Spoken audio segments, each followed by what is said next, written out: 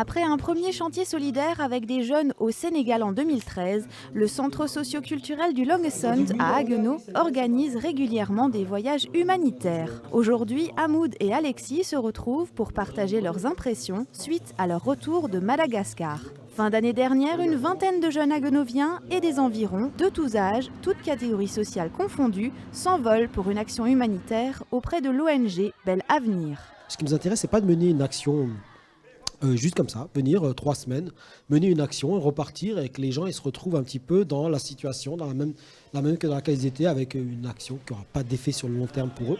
Et ce qu'on souhaite défendre souvent, c'est les enfants, la famille et toutes ces questions-là. Donc dès qu'il y a une association qui travaille auprès des populations défavorisées, mais qui en plus a un volet qui s'intéresse à l'enfance, ça nous parle. Après ses études de kiné, Alexis s'envole avec Hamoud et son groupe au Vietnam pour un premier projet humanitaire. Aujourd'hui, il revient sur son deuxième voyage au sud de Madagascar. On est arrivé dans un petit village de pêcheurs en fait, qui s'appelle Manguili. On avait 3 chantiers sur place. Alors il y avait le plus difficile qui commençait aussi, c'était le plus tôt, c'était le terrassement.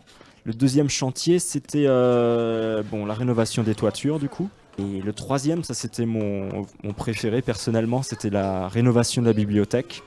Donc c'était le chantier, on était le plus proche des enfants et des enfants de Manguili quoi. Et on était vraiment en contact avec ces enfants-là.